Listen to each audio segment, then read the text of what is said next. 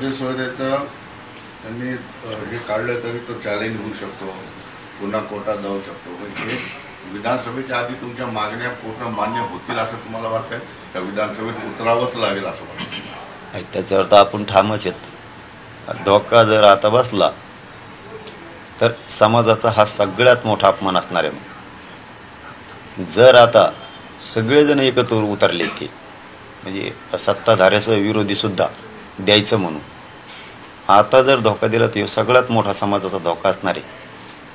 मग मात्र त्यांचे खूप हाल होणार आहेत. मग आता विधानसभेला काय करायचं, लढायचं आहे का पाडायचं आहे, काय करायचं आहे याच्यावर समाजाला विचारून आम्ही मोठी बैठक करून त्याच्यावर मोठा निर्णय जाहीर करणार आहे. पण आताच बघा ना, येताना जे SITच्या टायमाला बहुतेक तसा अंदाज दिसतो, SITच्या टायमाला बाकडं न वाजणारे आमदार आता भेटायला येते. आमदार सगळ्या पक्षाचे बहुतेक बाकडं न वाजणारेच भेटायला यायला लागले जातात. कारण समाज शेवटी गरज आहे ना गोरगरीब मराठीची. आता गोरगरीब मराठी घरी बसवणार त्यांना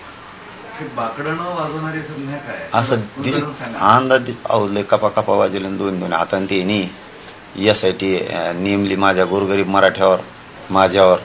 त्या टायमाला दोन्ही हाताने टेबल आणले होते त्या याच्यातले घरातले विधानसभेतले. दोघं तिघं असं उठून उड्या आणत होते वरून ढोल वाजल्यासारखं.